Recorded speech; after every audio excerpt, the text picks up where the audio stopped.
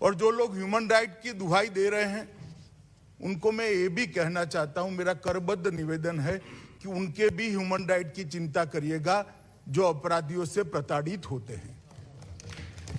क्या उनका human right नहीं है? किसी बच्ची पर रेप हो जाएगा, किसी की हत्या हो जाएगी, किसी की गाड़ी कमाई को कोई लूट खसोट कर ले जाएगा, उसके ह्यूमन राइट नहीं है। आपको चिंता है लूट खसोट करने वाले की, आपको चिंता है बलात्कार करने वाले की, आपको। अब सुनिए सुनिए सुनिए, उसी के ह्यूमन राइट की बात हो रही है यहां पर। मगर मैं ये कहना चाहता हूं, ये नरेंद्र मोदी सरकार है साहब, जो कानून के अधिकार, कानून के हिसाब से जीने वाले लोग हैं, उसके ह्यूमन राइट की चिंता करना सरकार का दायित्व है और इससे कोई नहीं रोक सकता। ह्यूमन राइट के कई मायने होते हैं, एक ही चश्मे और एक ही नजरिए से ह्यूमन राइट को नहीं देखा जाएगा। जो लोग कानून के हिसाब से जीते हैं, गाड़ी मेहनत करते हैं, खून पसीना बहाकर अपनी संपत्ति अपने बच्चों के भविष्य के लिए इकट्ठा करते हैं, कोई जाकर उसको झांसा देकर ले जाता है, कोई चोरी कर ले जाता है, कोई लूट कर ले जाता है, किसी की हत्या कर दी जाती है, उन लोगों के कोई ह्यूमन राइट नहीं है। जो पीछे छूट जाते हैं वो परिवारजनों का कोई ह्यूमन राइट नहीं है, उनका भी ह्यूमन राइट है और उसकी ह्यूमन राइट की चिंता करने की जिम्मेदारी आप मानो न मानो, हम मानते हैं कि हमारी है इस सदन की। माननीय अध्यक्ष जी, मैंने शुरुआत में एक ब्रॉडर बात सदन के सामने रखी है कि ह्यूमन राइट को एक ही चश्मे से नहीं देखा जा सकता। ह्यूमन राइट को देखने के कई एंगल होते हैं और ह्यूमन राइट प्रोटेक्शन के भी कई एंगल होते हैं। मैं बहुत फर्मनेस के साथ, दृढ़ता के साथ कहना चाहता हूं, ये बिल देश के करोड़ों लॉ ओबीडिएंट नागरिकों के ह्यूमन राइट के अधिकार का रक्षण के लिए मैं लेकर पड़ा। इसको कोई अन्यथा पेंट करने का प्रयास न कर। माननीय अध्यक्ष जी, कई सारी चीजें कही गई कि 1920 से बिल था, क्या जरूरत थी सुधार की? दादा तो फिर शासन बदलने की भी क्या जरूरत थी? जल्दी नहीं है, 102 साल हो गया। मेरा तो ये सवाल है, इतना लेट क्यों हुआ? और ये सारी चीजें इस बिल में है। सिर्फ नए आयाम जो जोड़े गए हैं वैज्ञानिक अनुसंधानों के आधार पर, वो आयामों को बिल के अंदर समाहित किया गया है। पहले भी फिंगरप्रिंट देते थे, कोई विरोध नहीं करता था, देते थे। और अगर कांग्रेस पार्टी का इतना ही विरोध था तो 75 में से 58 साल आप शासन में रहे, क्यों ये अंग्रेजों को लाया हुआ कानून हटा नहीं दिया? और भाई थोड़ा इतिहास को तो नाप तोल कर बोलो। नमक कानून के कारण नमक कानून 1930 में तोड़ा गया, कानून 1920 में आया है। अब क्या कर रहे हो भाई? खुद तो इतिहास को देखकर बोलो। आप नहीं थे, मनीष जी बोले तब।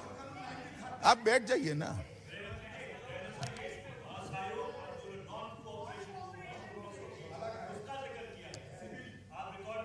रिकॉर्ड में जरूर चेक करूंगा। माननीय अध्यक्ष जी, ये बिल देश के अंदर दोष सिद्धि के प्रमाण को बढ़ाने के एकमात्र उद्देश्य से लाया गया है। यह बिल देश में दोष सिद्धि के प्रमाण को बढ़ाकर गुनाहों की संख्या को सीमित करने के एकमात्र उद्देश्य से लाया गया है। यह बिल एफआईआर को और आरोपों को दोष सिद्धि के माध्यम से जिन्होंने गुनाह किया है उसको सजा कराकर समाज में एक कठोर संदेश भेजने के लिए लाया गया है। ये बिल के पीछे और कोई उद्देश्य नहीं है।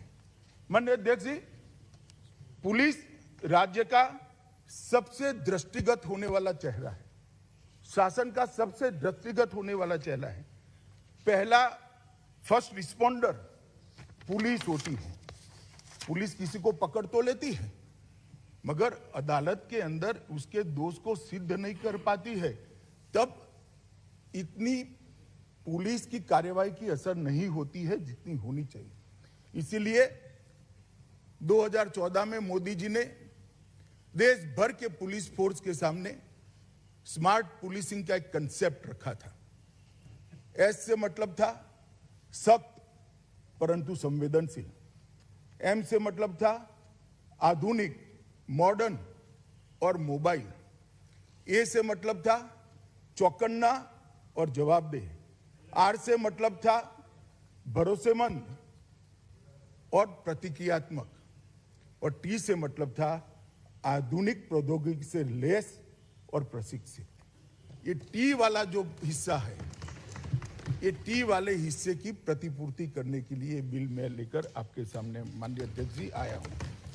माननीय अध्यक्ष जी, कहा गया कि इसकी जरूरत क्या है, मैं बताता हूं। 2020 में नेशनल क्राइम रिकॉर्ड ब्यूरो का जो डेटा है, इस डेटा के हिसाब से मर्डर करने वाले केसों में सिर्फ 44% लोगों को हम सजा करा पाते हैं, सिर्फ 44%। 44 बलात्कार के केस में सिर्फ 39%, अटेम्प्ट टू मर्डर सिर्फ 24%, डेकोइटी सिर्फ 29% और रॉबरी में सिर्फ 38%। और इसके सापेक्ष में दुनिया भर के डेटा को अगर स्टडी करते हैं तो England 83.6% average, Canada 68%, south Africa 82%, Australia 2021 का है 97%, यूएसए 93%। ये भी सारे ह्यूमन राइट के चैंपियन देश हैं और ये सब जगह इससे भी कठोर कानून उपलब्ध है। और सुप्रीम कोर्ट के कई सारे जजमेंट्स का आपने जिक्र किया, इसका भी मैं बाद में जवाब देता हूं। सुप्रीम कोर्ट ने भी अपने जजमेंट्स के अंदर एक दूसरा पक्ष भी लिखा है, मगर पूरे जजमेंट को पढ़कर अपने अनुकूल चीजें हैं इसको यहां रख देना, और जो चीज हमारी विचार के अनुकूल नहीं है इसको नहीं रखना। इस प्रकार से अगर हम करें तो मुझे लगता है कि सदन को हम गुमराह करने के अलावे और कुछ नहीं कर पाएंगे। माननीय अध्यक्ष जी, मैं इसलिए ऐसा कहता हूं कि जजमेंट अगर पढ़ा ही नहीं है तब तो ठीक है, मगर पढ़कर उसमें से पार्शियल सत्य, एक ही तथ्य लेकर सिलेक्टिवली यहां रखना, ये सांसद के नाते ठीक नहीं है। ऐसे ही मेरी व्यक्तिगत मान्यता है।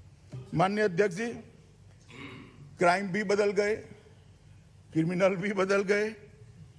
क्राइम और क्रिमिनल दोनों आधुनिक तकनीक से लैस होकर क्रिमिनल क्राइम करने लगे, और पुलिस को हम आधुनिक तकनीक से लैस न करें। किसी को हाथ पैर बांधकर स्विमिंग पूल में डाल दो कि भैया गोल्ड मेडल लेकर आओ, गोल्ड मेडल क्या, वो तो बेचारा डूब जाएगा क्योंकि आपने हाथ पैर बांध दिए हैं। इस प्रकार की व्यवस्था देश में अब नहीं चलती। दादा को भले लगता हो जल्दी हो गई है, मुझे लगता है बहुत देर हो गई है। माननीय अध्यक्ष जी, समय आ गया है कि इसको हम बदले, और इसके लिए सिर्फ ये बिल नहीं है, ढेर सारे प्रयास भारतीय जनता पार्टी की नरेंद्र मोदी सरकार ने किया। ठीक कहा अधीर रंजन जी ने कि हमारे देश में फॉरेंसिक साइंस का कुशल मानव संसाधन नहीं है, हमारे पास ट्रेन मैन फोर्स नहीं है, परंतु इसको कैसे बढ़ाओगे? किसी ने चिंता किया? हमने चिंता किया। मोदी जी जब मुख्यमंत्री थे गुजरात के, तब विश्व की सबसे पहली गुजरात फॉरेंसिक साइंस यूनिवर्सिटी बनाने का था, और मोदी जी जब प्रधानमंत्री बने तब उन्होंने नेशनल फॉरेंसिक साइंस यूनिवर्सिटी बनाने का काम किया। और फॉरेंसिक साइंस की सभी विधाओं में बच्चे बीएससी करे, एमएससी करे, रिसर्च करे, वहां से प्रोफेसर बाहर आए, इस प्रकार की सारी सुविधाओं से lace in university Modi ji ने अभी बनाई है। माननीय अध्यक्ष जी, सिर्फ एक यूनिवर्सिटी नहीं बनाई, 6 राज्यों में इसकी एफिलेटेड कॉलेज, इसके कैंपस खोले गए। सब जगह फॉरेंसिक साइंस की अलग अलग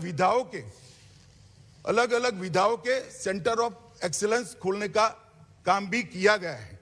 और ये सारी यूनिवर्सिटी और कॉलेजों से यूनिवर्सिटी से संबंध कॉलेजों से जो बच्चे फॉरेंसिक साइंस अलग अलग सब्जेक्ट में पढ़कर आएंगे, तब जाकर हमारी 2 सिद्धि का प्रमाण बढ़ेगा। समस्या जरूर है, मगर समाधान ही नहीं करना।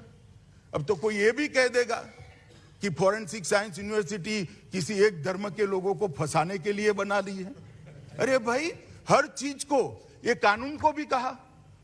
मेरे मित्र दयानिधि मारन चले गए, सुनने के लिए नहीं बैठे, माइनॉरिटी को परेशान। ये बिल में माइनॉरिटी शब्द ही नहीं है कि इस चश्मा लगाकर मेरे बिल को पढ़ा। मैं ढूंढ रहा हूं मेरा चश्मा खराब है या टेक्निक नहीं है मेरे चश्मे में, कहीं माइनॉरिटी शब्द नहीं है। कहां से ले आए? माननीय अध्यक्ष जी, है जो चश्मा है ना, ये कहीं ना कहीं आपने भी कोई सूचना देकर बदलने की व्यवस्था करनी पड़ेगी, अदरवाइज बड़ा प्रॉब्लम होगा। माननीय अध्यक्ष जी, हमने रक्षा शक्ति यूनिवर्सिटी भी बनाई। रक्षा शक्ति यूनिवर्सिटी, जो बचपन से कोई बच्चा इंजीनियर बनना चाहता है, कोई डॉक्टर बनना चाहता है, कुछ बच्चे ऐसे भी होते हैं जो देश की आंतरिक सुरक्षा और बाह्य सुरक्षा के क्षेत्र में काम करना चाहते हैं। तो आंतरिक सुरक्षा और बाह्य सुरक्षा के साथ जुड़ी हुई सारी विधाओं का उनको पढ़ाई लिखाई करने के लिए एक सुविधा हमने करा है, और इसके लिए हमने राष्ट्रीय रक्षा यूनिवर्सिटी भी बनाई है। और माननीय अध्यक्ष जी, ये इसलिए बना है कि 2 सिद्धि के प्रमाण को बढ़ाया जाए। वो इसलिए बनाया है कि पुलिस और हमारी कानूनी एजेंसियां, जो आरोपी है, जो क्रिमिनल है, इससे 2 कदम आगे हो, 2 कदम पीछे न हो। माननीय अध्यक्ष जी, इसको इतनी शंका से देखने का जरूरत नहीं है। हमें नेक्स्ट जनरेशन क्राइम का भी विचार करना पड़ेगा, उसको रोकने का अभी से प्रयास करना पड़ेगा, और ये क्रिमिनल जस्टिस सिस्टम को दूसरे एरा में ले जाने का भी प्रयास करना पड़ेगा। हमने पुरानी तकनीकों से नेक्स्ट जनरेशन क्राइम को हम टैकल नहीं कर सकते। माननीय अध्यक्ष जी, इसको बदलना पड़ेगा। हमने बहुत सारे इनिशिएटिव लिए हैं। मैं इसलिए बताना चाहता हूं कि इसको बिल को आइसोलेशन में मत देखिए। ये बिल इन टोटो सारे इनिशिएटिव में से एक इनिशिएटिव है। इसको एक होलिस्टिक व्यू से देखने की जरूरत है। भारतीय जनता पार्टी की जो सरकार लोगों ने चुनकर भेजी, हमारे प्रधानमंत्री नरेंद्र मोदी जी के नेतृत्व में गृह मंत्रालय में 2020 में मोडस ऑपरेंडी ब्यूरो भी बनाया है, जिसमें मोडस ऑपरेंडी का स्टडी होगा, और इसके आधार पर अलग अलग क्राइम को इसके समन और उसको दंड देने की प्रक्रिया होगी। आईपीसी सीआरपीसी के सुधार के लिए भी एक बहुत बड़ी एक्सरसाइज हमने की है। मैंने सभी सांसदों को पत्र लिखा है, सभी मुख्यमंत्री को पत्र लिखा है, गृह सचिव जी ने सभी न्यायालयों को पत्र लिखा है, सभी राज्यों के गृह सचिवों को पत्र लिखा है, ढेर से सारी लॉ यूनिवर्सिटी को गृह सचिव जी ने पत्र लिखा है। सबके पास से अभिप्राय आ रहे हैं, और मैं आपको बताता हूं, जब सीआरपीसी, आईपीसी और एविडेंस एक्ट में हम सुधार लेकर आएंगे, जरूर उसको स्टैंडिंग कमेटी या तो गृह मंत्रालय की कंसल्टेटिव कमेटी में भेजेंगे। हमें कोई आपत्ति नहीं, मगर वहां पर भी आप फिर मेजोरिटी वाली बात लेकर आए। चर्चा से कोई भागना नहीं चाहता, मगर चर्चा तर्क के आधार पर होनी चाहिए, चर्चा वास्तविकता के आधार पर होनी चाहिए, और चर्चा तथ्य के आधार पर होनी चाहिए। चर्चा वोट बैंक को एड्रेस करने के लिए नहीं होनी चाहिए, समस्या के समाधान के लिए होनी चाहिए, समस्याएं देश में कम हो इसके लिए होनी चाहिए, और समस्या के रास्ते ढूंढने के लिए। माननीय अध्यक्ष जी, हम इसके साथ साथ डायरेक्टर ऑफ प्रोसिक्यूशन का भी प्रस्ताव राज्यों को दिया है। हमने ई गवर्नेंस इनिशिएटिव भी ढेर सारे लिए। अब मैं बताना चाहता हूं माननीय अध्यक्ष जी, हम एक CCTNS कर व्यवस्था लेकर आए। क्रिमिनल जस्टिस डिलीवरी सिस्टम के लिए मुख्य IT पिलर है वो, और मुझे कहते हुए आनंद है माननीय अध्यक्ष जी, जनवरी 2022 तक।